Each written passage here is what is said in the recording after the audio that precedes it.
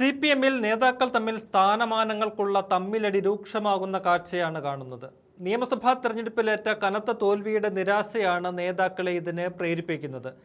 ഇപ്പോൾ സിപിഎം തിരുവനന്തപുരം ജില്ലാ നേതൃത്വത്തിൽ കൂട്ടയടിയാണ് നടക്കുന്നത്. അത് ജില്ലാ സെക്രട്ടറി സ്ഥാനത്തെ ചൊല്ലിയാണ്.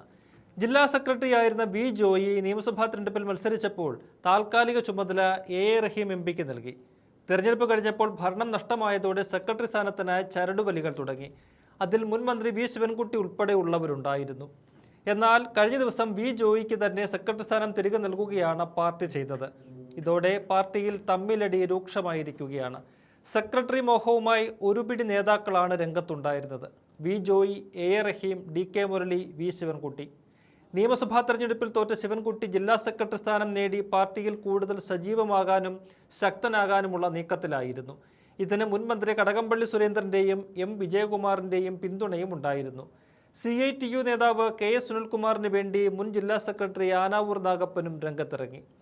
റഹീമിനെ സെക്രട്ടറിയാക്കണമെന്ന ആവശ്യവും ചില നേതാക്കൾ ഉയർത്തിയിരുന്നു. എന്നാൽ അതൊന്നും പാർട്ടി നേതൃത്വം ചെവിക്കൊണ്ടില്ല. തർക്കം പരിഹരിക്കാൻ പിണറായിയും ഗോവിന്ദനും പങ്കെടുത്തുകൊണ്ട് കഴിഞ്ഞ ദിവസം ജില്ലയിലെ സംസ്ഥാന സമിതി നേതാക്കളുടെ യോഗം വിളിച്ചു. അതിലും വലിയ തർക്കമുണ്ടായി.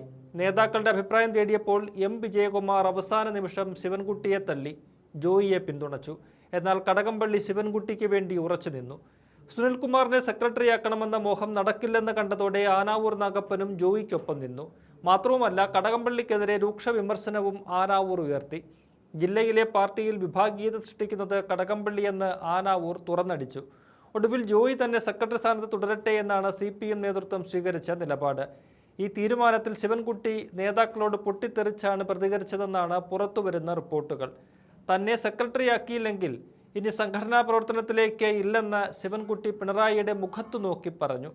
ഇന്ന് ജില്ലാ സെക്രട്ടേറിയറ്റ് യോഗത്തിൽ നിന്ന് ശിവൻകുട്ടി വിട്ടുനിന്ന് തന്റെ അമർഷം കൂടുതൽ പ്രകടമാക്കി. നിലവിൽ ശിവൻകുട്ടി, കടകംപള്ളി, ആനാവൂർ നാഗപ്പൻ, എം വിജയകുമാർ എന്നീ 4 സംഘമാണ് ജില്ലയിലെ CPM-നെ നിയന്ത്രിക്കുന്നത്. അതിനിടയിൽ വി ജോയിയെ പോലെ പുതുതലമുറയിൽപ്പെട്ട നേതാവിന് പാർട്ടി കൂടുതൽ അവസരങ്ങൾ നൽകുന്നത് ഈ നേതാക്കളെ ചൊടിപ്പിക്കുന്നുണ്ട്.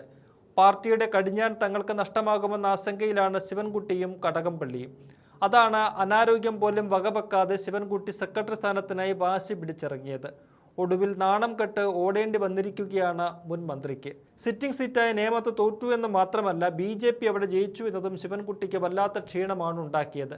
ഇനിയിപ്പോൾ പാർട്ടി പദവികളൊന്നുമില്ലാത്ത സാഹചര്യം ഉൾക്കൊള്ളാനാകാത്ത അവസ്ഥയിലേക്ക് മുൻ മന്ത്രിയപ്പൂപ്പൻ എത്തിയിരിക്കുകയാണ്. എന്തായാലും തലസ്ഥാനത്തെ CPM-ൽ ഇനിയും അടി തുടരുമെന്ന് ഉറപ്പ്.